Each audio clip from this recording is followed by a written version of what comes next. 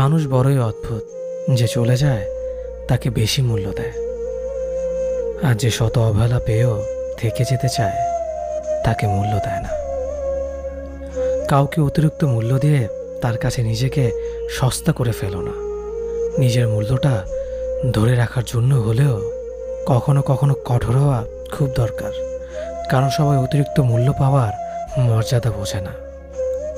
ভালো থাকতে হলে মাঝে মধ্যে একটু নিষ্ঠুর হতে হয়।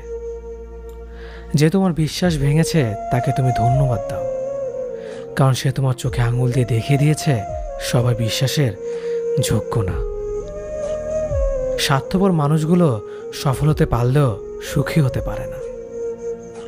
বুঝতে শিখুন কে সময় নিয়ে আপনার সাথে কথা বলে, আর কে সময় পেলে আপনার সাথে কথা বলে। পৃথিবীতে কঠিন বাস্তবের মধ্যে একটি বাস্তব কথা হলো,